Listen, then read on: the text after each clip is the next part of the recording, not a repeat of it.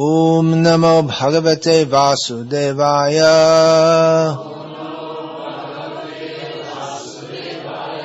Om Namo Bhagavate Vasudevaya. Om Namo Bhagavate Vasudevaya.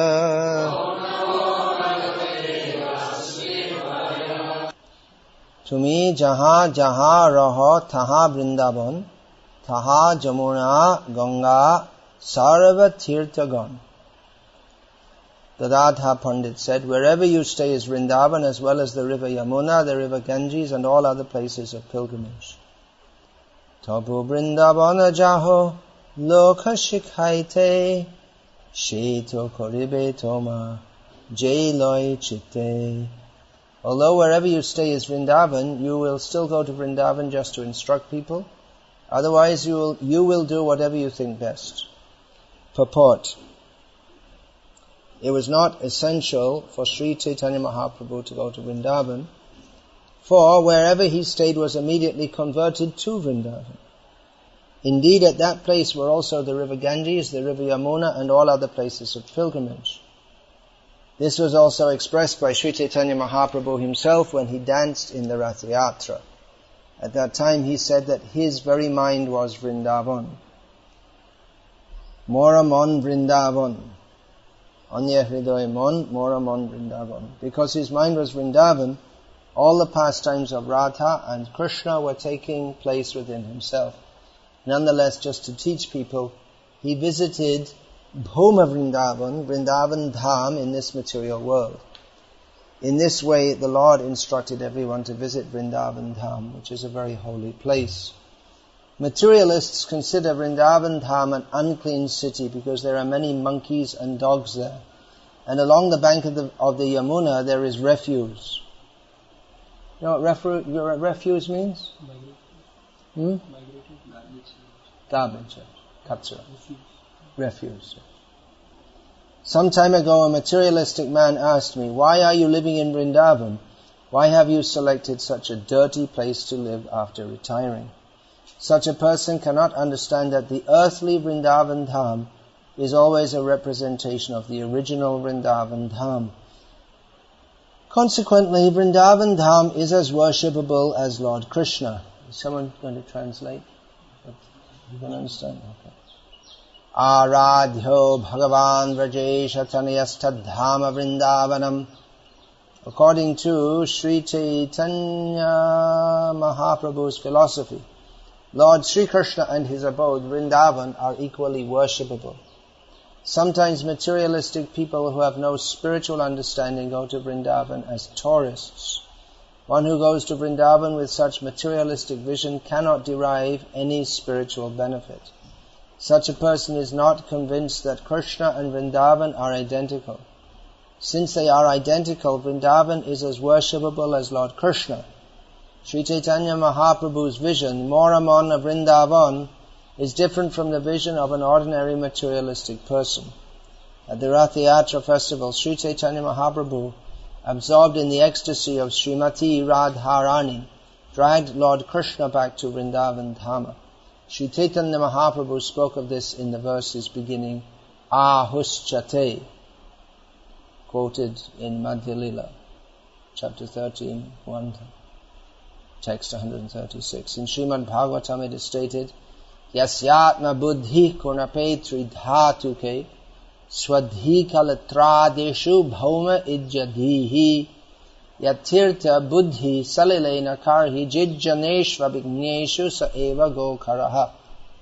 A human being who identifies the body of made of three elements with his self, who considers the byproducts of the body to be his kinsmen, who considers the land of birth as worshipable, and who goes to a place of pilgrimage simply to take a bath rather than meet men of transcendental knowledge there, is to be considered like an ass or a cow. Sri Chaitanya Mahaprabhu personally renovated Vrindavan Dham and advised his chief disciples Rupa and Sanatan to develop it and open it to attract the spiritual vision of the general populace. At present there are about 5,000 temples in Vrindavan, and still our society the International Society for Krishna Consciousness is constructing a huge, magnificent temple for the worship of Lord Krishna and Lord Balaram, along with Radha Krishna and Guru Gauranga. Obviously, this was composed before the opening of Krishna Balaram Mandir. Since there is no prominent Krishna Balaram temple in Vrindavan, we are attempting to construct one so that people will be attracted to Krishna Balaram or Nitai Gaura Chandra. Brajendra Nandana Jai Shachi Shuta Hoilo Shai. Narottam Das Thakur says that Balaram and the son of Maharaj Nanda have advented themselves as Gaura Nitai. To propagate this fundamental principle, we are establishing a Krishna Balaram temple to broadcast to the world that worship of Gaura Nitai is the same as the worship of Krishna Balaram. Although it is very difficult to enter into the Radha Krishna pastimes, most of the devotees of Vrindavan are attracted to the Radha Krishna Leela. However, since Nitai Gaura Chandra are direct incarnations of Balaram and Krishna, we can be directly in touch with Lord Balaram and Lord Krishna through Sri Chaitanya Mahaprabhu and Nityananda Prabhu. Those who are highly elevated in Krishna consciousness can enter into the pastimes of Radha Krishna through the mercy of Sri Chaitanya Mahaprabhu. It is said, Sri Krishna Chaitanya Radha Krishna Nahayanna. Sri Krishna Chaitanya Mahaprabhu is a combination of Radha and Krishna. Sometimes materialists, forgetting the pastimes of Radha Krishna and Krishna Balaram, go to Vrindavan, accept the land's spiritual facilities, and engage in material activity. This is against the teachings of Sri Chaitanya Mahaprabhu. The Prakrita Sahajiyas proclaim themselves Vrajavasis or Dhamavasis, but they are mainly engaged in sense gratification. Thus they become more and more implicated in the materialistic way of life. Those who are pure devotees in Krishna consciousness condemn their activities. The eternal Vrajavasis like Swarup Damodar did not even come to Vrindavan Dham. Shri Pundarika Vidya Nidhi Shri Haridasa Thakur, Shri Vasa Pandit, Shivananda Sen, Shri Ramananda Rai, Shri Shikhi Mahiti, Shri Madhavi Devi and Shri Gadadha Pandita Goswami never visited Vrindavan Dhama. Srila Bhakti Siddhanta Saraswati Thakur points out that we have no authorized documents stating that these exalted personalities visited Vrindavan. Nevertheless, we find many non-devotees, Mayavadis, sannyasis, Prakrita Sahajiyas, fruitive workers, mental speculators, and many others with material motives going to Vrindavan to live. Many of these people go there to solve their economic problems by becoming beggars. Although anyone living in Vrindavan somehow or other is benefited, the real Vrindavan is appreciated only by a pure devotee. As stated in the Brahma Samhita, Premanjana Churita Bhakti Vilochanena. When one has purified eyes, he can see that Sri Vrindavan and the original Goloka Vrindavan planet. He can see that Sri Vrindavan and the original Goloka Vrindavan planet in the spiritual sky are identical. Srila Narottam Das Thakur, Srinivas Acharya, Srila Jagannath Das Babaji Maharaj, Sri Bhagavan Das Babaji Maharaj, and Srila Gaurakishore Das Babaji Maharaj, and later Srila Bhaktivinoda Thakur of Calcutta, always engaged in Nama Bhajan, and certainly did not live anywhere but Vrindavan. Presently, the members of the Hare Krishna movement throughout the world live in materially opulent cities such as London, New York, Los Angeles, Paris, Moscow, Zurich, and Stockholm. However, we are satisfied with following in the footsteps of Srila Bhaktivinoda Thakur and other acharyas, because we live in the temples of Radha Krishna and continuously hold Harinama Sankirtan, the chanting of Hare Krishna. We consequently live in Vrindavan and nowhere else. We are also following in the footsteps of Sri Chaitanya Mahaprabhu by attempting to construct a temple in Vrindavan for our disciples throughout the world to visit. Srila Prabhupada quotes here from the summary of Sri Chaitanya Mahaprabhu's teachings. Aradhyo Bhagavan Vrajesha Tanayas Tadhama Vrindavanam. Bhagavan is worshipable. That Bhagavan is Vrajesha Tanaya. the son of the king of Vrindavan, namely Krishna. He's the son of Nanda Maharaj. And his place, his dham, his holy abode, is Vrindavan. In this purport, Srila Prabhupada speaks about Vrindavan in this material world and Srila Prabhupada's attempt to serve Vrindavan in this material world by establishing a Krishna Balaram temple in that place. Interestingly, it's called the Krishna, he always called it the Krishna Balaram temple, and says here that we're establishing the temple of Krishna Balaram along with Radha, Krishna and Gaura Nitai. Although presently most of the devotees who live in and around the Krishna Balaram temple in Vrindavan seem to think that Krishna Balaram are not as important as Radha Shama Sundar. They put more emphasis on Radha Shama Sundar. But Prabhupada, he emphasized Krishna and Balaram. Now, he said there are already so many Radha Krishna temples. We want to emphasize the worship here of Krishna and Balaram, as they are the non-different from Gaura Nitai, who are the lords in this Kali Yuga who will deliver us. So, for us it's important in Vrindavan to take mercy from Krishna and Balaram, because as Srila Prabhupada points out here, Radha Krishna Leela is very difficult to enter into. Vrindavan is very difficult to enter into. Vrindavan in this world, Bhoma Vrindavan, Gokul Vrindavan, is non-different from Golok Vrindavan of the spiritual world. But it's not so easy to actually appreciate that. It's relatively easy to place one's physical body in Vrindavan and to live there. Even to live there is not so easy, because the climate is that's one reason, the climate is very difficult. And the people are very difficult. Very difficult people to live among. What do you think? Yeah, you've lived there for some time. I mean, even in ordinary dealings, they can be quite obnoxious, actually. Just over nothing. People are very difficult. The climate is very difficult. But nevertheless, many people go to live there because, well, one reason is that who goes to live there? Gauriya Vaishnavas especially go to live there. Retired people from Delhi and other parts of UP who are pious people who want to live the rest of their lives in Vrindavan. The Nimbarka Sampradaya and Vallabh Sampradaya also give much importance to Vrindavan. Ramanuja Sampradaya also. They have a few followers there. But the Gauriya influence is most prominent there.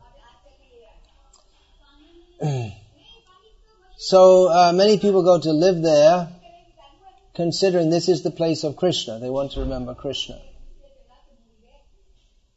People are at different levels of wanting to understand Krishna. People are at different levels of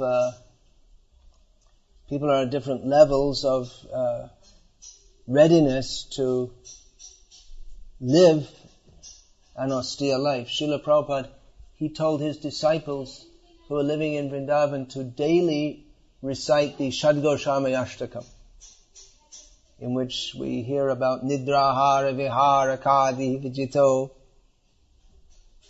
that Kopina Kanta Shrito. They were living a very austere life, giving up eating and sleeping. They conquered over this, and they only had Kopin, which I don't know how to translate into English. Usually it's translated as loincloth. And Kanta, patchwork quilt. So living a very austere life in Vrindavan.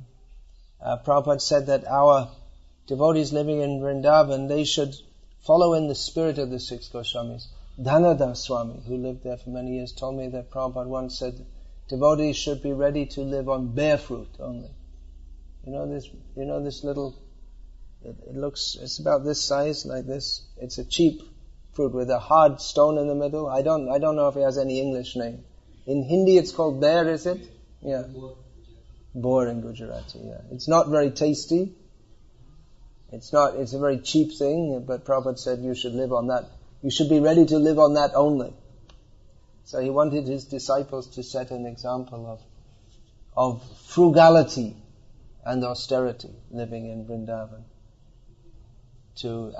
To revive the spiritual life of Vrindavan. When Srila Prabhupada was living in Vrindavan, and later he brought his disciples there to the Radha Damodar temple. Now if you go there to Radha Damodar temple, you see everything's all renovated, and they renovated Rupa Goswami Samadhi. But at that time, it looked like a bomb had dropped on the place. Even when I first went there in 1975, it was just all rubble everywhere, and there's just all uneven ground, and it was just most of Vrindavan. It was just all broken down rubble, and no one cared for anything. Even not many people from Delhi. Cars, you'd hardly see a car ever in the whole of Vrindavan. Now the whole place is just one eternal traffic jam. So Prabhupada, by reviving Krishna consciousness in India and in Vrindavan, has brought Vrindavan and in fact the whole of India's culture back to life. Even all these bogus gurus, they're getting life from the revival of Hinduism, you could say. Because when I came to India, like I say, I first came in 1975, it was the young people, they weren't much interested. They're the older people now. The younger generation is better than the older generation, isn't it? Generally, they're more interested. The older people, if they're at all interested, it's all this Advaitava, just like, what was that professor who said, Vedanta, monism of Vivekananda? I said, forget it, I'm not going to see. He just got up and left. They think they know everything. So many times people say to us, we are Hindus, we already know everything, we don't have to hear from you, like this. So, people go to live in Vrindavan, and there are many bogus people living there also, as Prabhupada mentions here, and the number of bogus people has increased as Vrindavan has become more popular, and many wealthy people from Delhi, they have their weekend apartments there, or their retirement apartments. And then you'll see some advertisements for apartments. Tapasya Kunj, 5-star air conditioning, color TV, everything. I don't know if they call it. I saw something Kunj. It wasn't Tapasya Kunj, but it was a bit different from the old idea that you should go there and live a very austere life. And still, many people go there and they want to live a very austere life. You'll find, especially from Orissa, many young men, they come and they join the Babajis or Govardhan. And they live very austerely. Whether they get what they're searching for, that is to be seen, because it's not so easy to live in Vrindavan. Even if there are many stories of so many Babajis who they're trying, but you just, by however much austerity you do, you can't force Krishna to come and dance in your lap. So in this purport, Srila Prabhupada gives some idea. It seems contradictory that on the one hand everyone is advised to live in Vrindavan. Chaitanya Mahaprabhu advised Mathura Vas. Among the 5 principles, the 5 principal activities recommended in Krishna consciousness, they are Sadhu Sangha, Nama Kirtan, Bhagavat Shravan, Mathura Vas, Shraddhai Shrimurtir Sevan. Associating with devotees, that comes first. Nama Kirtan, chanting the names of Krishna. Hearing the Srimad Bhagavatam, living in Mathura, and faithfully worshipping the deity. So, living in Mathura is recommended, or at least visiting the spiritual influence is such, Prabhupada notes, that anyone who comes to Vrindavan, even a materialistic person, at least, the very least they'll start to chant the names of the Lord. And many people have had spiritually transformational experiences going there. In Salem in South India, this Lakshmi Chand, he's helping us so much there with getting them in so many ways. That was an experience he had in Vrindavan. He went there as a pious Hindu without much knowledge of anything, but a pious Hindu. And he had a transformational experience in which he now feels that his life's mission in his old age is to help establish a temple for Krishna in Salem. So that's just one of many, many, many, many examples of people who come to Vrindavan and have a transformational experience.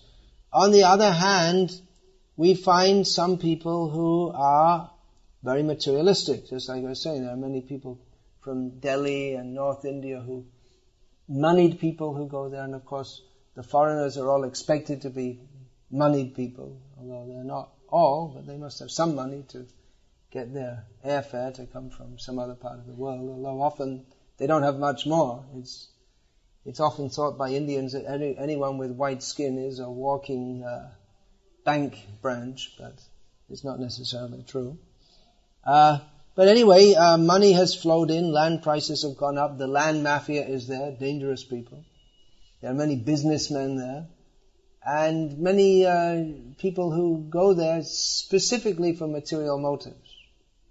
And they are very materialistic. You'll go in certain shops in Vrindavan. I haven't been shopping there for some time, but you hear about the clothes shops, and then the merchant will ask you, "Oh, who's your guru?" And then he'll pull out you say the name of your guru, and he'll pull out the photo of your guru and said, "He also came here and bought clothes."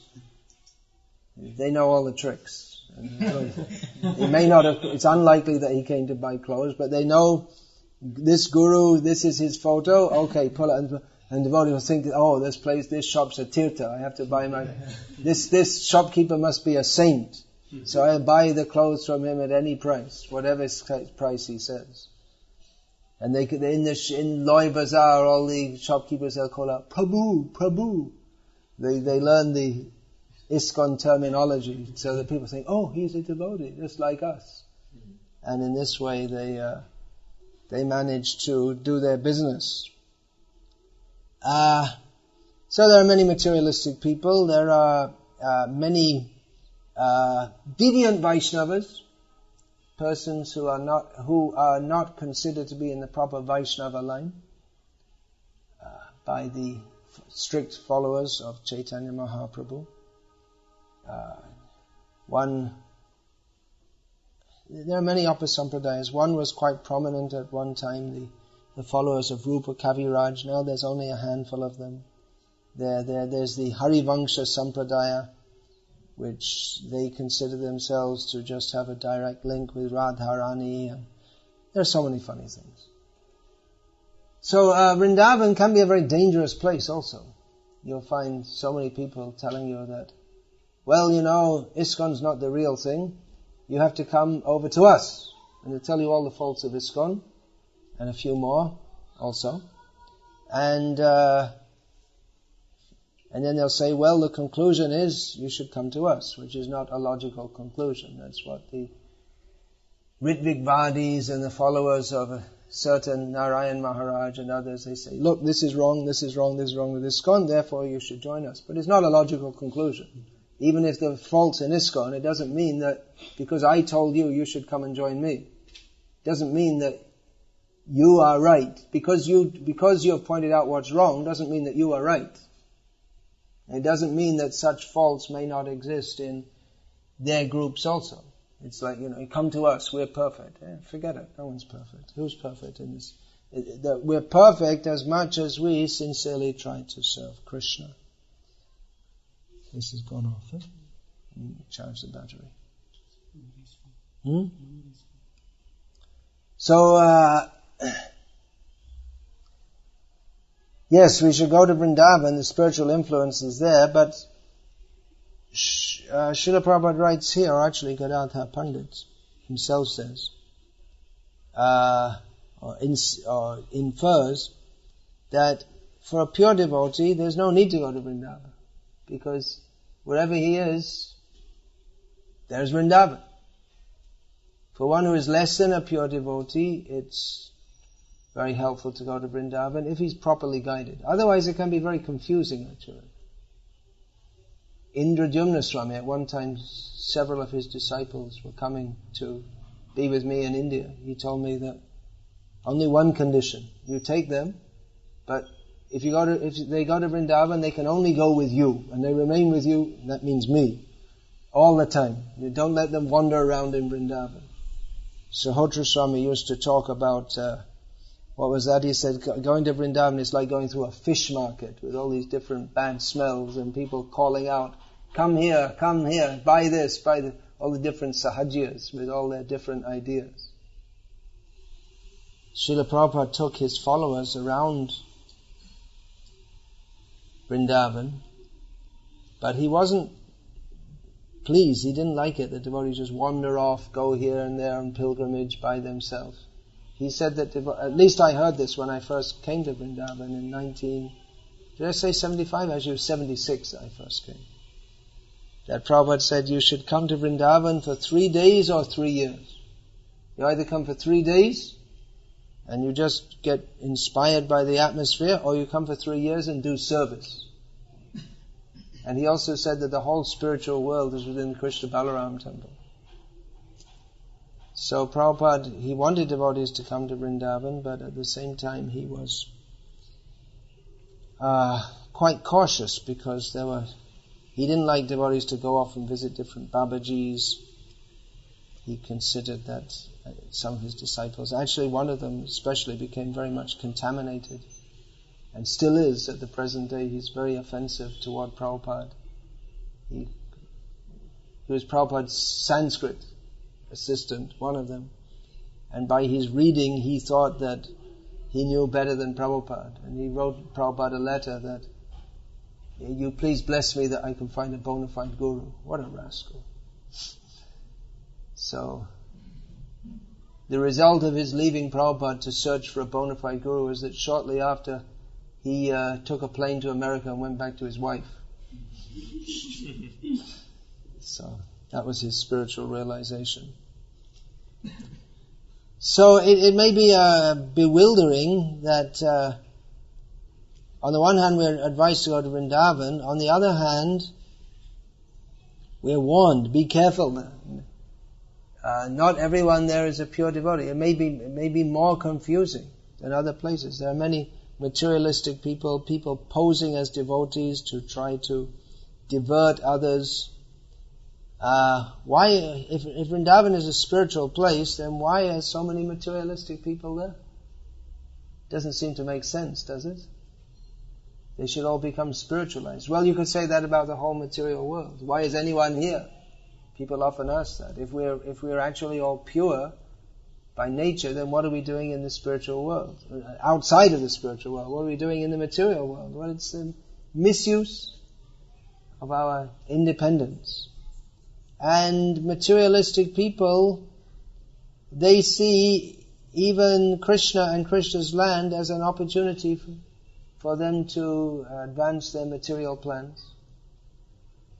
The same thing may be said. Well, why do people misinterpret Bhagavad Gita? Krishna spoke Bhagavad Gita, then why do people interpret it in different ways? Why? That's their rascaldom.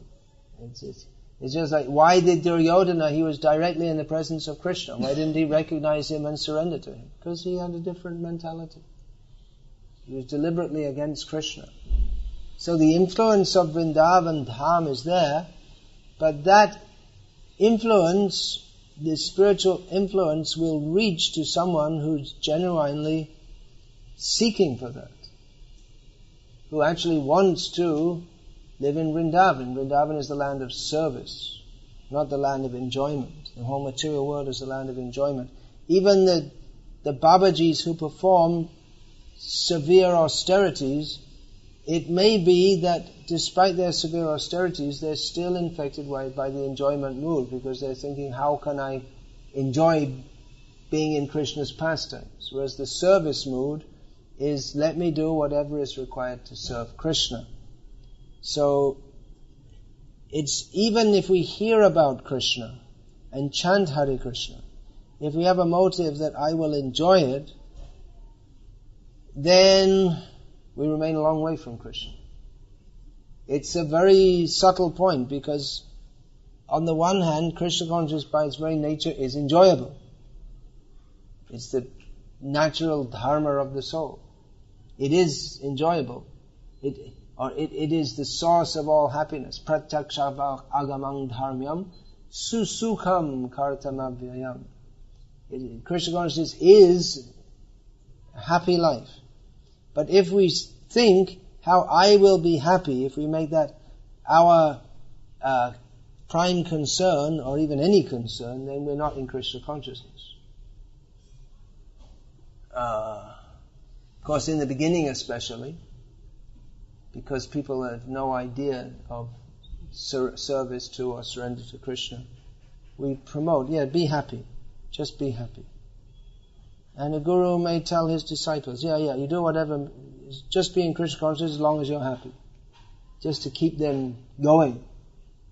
But one who's more advanced, they may give them something, what they don't want to do. Or they may have to undergo some difficulty. Ultimately, the jiva, his desire, he's not desireless. So he has desires, so he desires to serve Krishna, and he desires to experience the love of Krishna, which is the natural position of the jiva. But that desire to taste the prema ras, that is inextricable from, non-different from, and yet subordinate to the desire to serve Krishna and please Krishna. So it's a very subtle point that one really has to associate with devotees who are very clear about this point to get the point. Otherwise, even if one lives in Vrindavan, and one may be in many ways a serious sadhu, may appear to be like that, but because the understanding of what Krishna consciousness is, their understanding, their siddhanta is not exactly to the point. Therefore, for all their bhajan, all their activities, they don't get the proper result. On the other hand, even one who doesn't physically live in Vrindavan can live there if he has the attitude of service. And Prabhupada,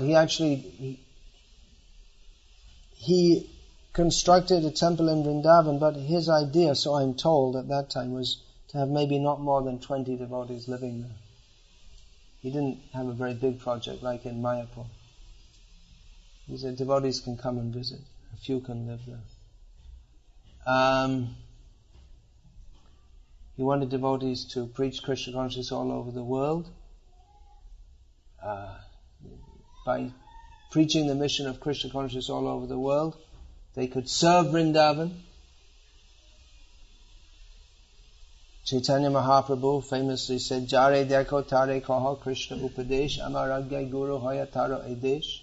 The Kurma Brahmana and many others wanted to go with Chaitanya Mahaprabhu. The incident of Chaitanya Mahaprabhu meeting the Kurma Brahmana means the Brahmana from Sri Kurma, the place of Kurma deity in what is now northeast Andhra Pradesh.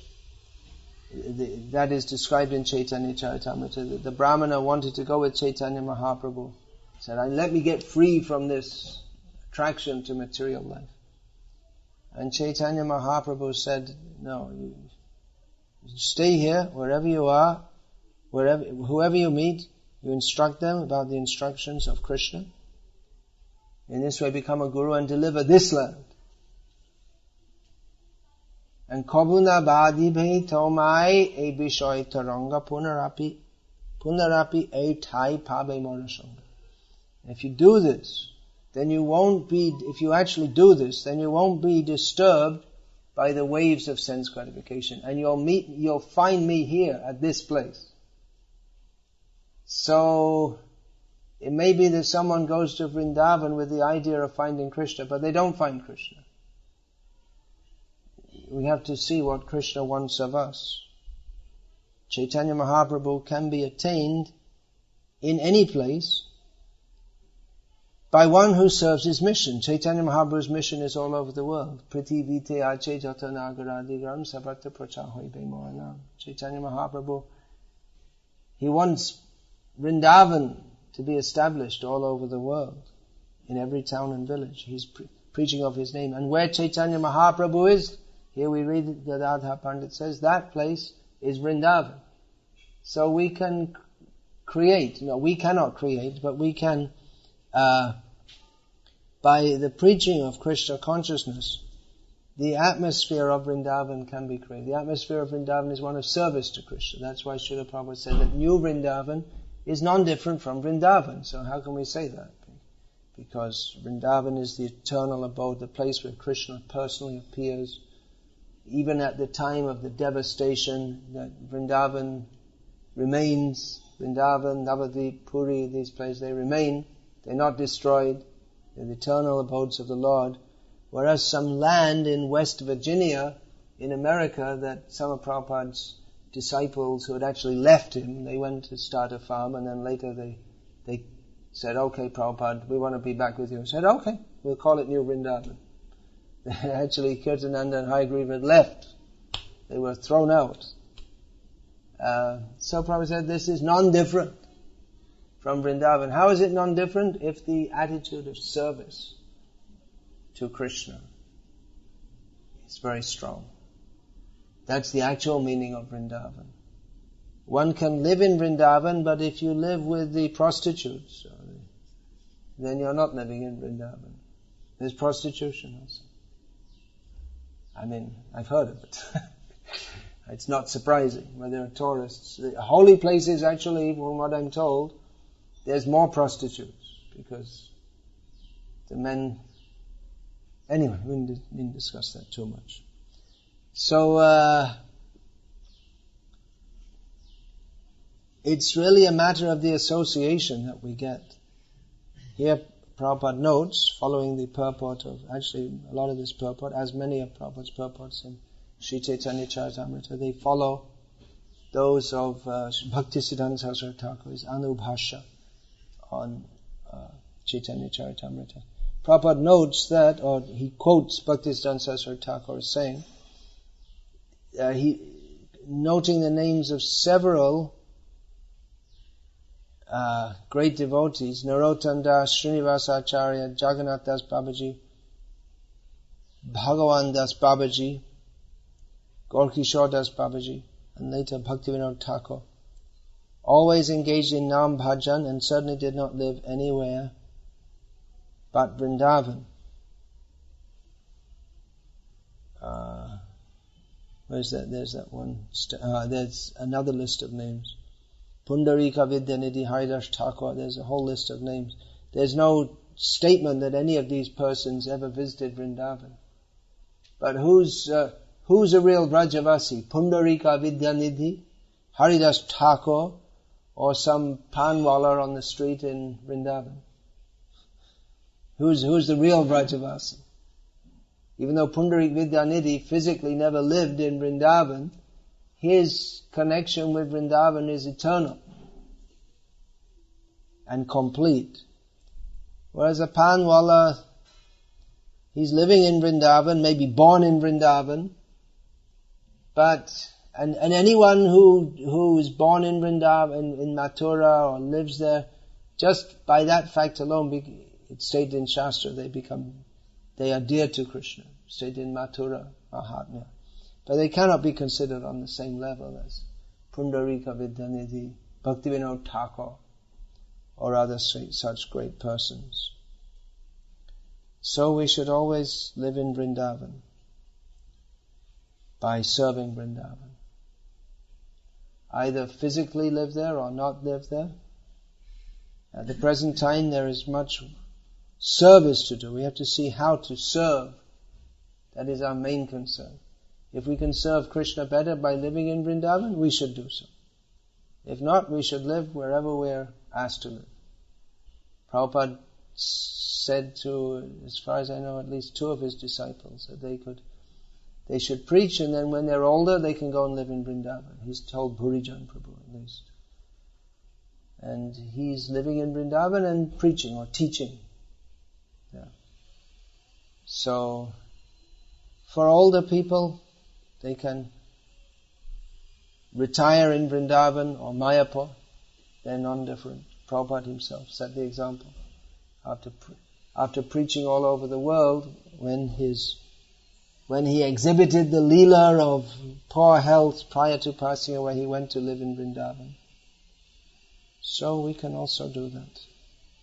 But we have to see how to serve the mission of Krishna in the best possible way. Hare Krishna. Any question about this, please?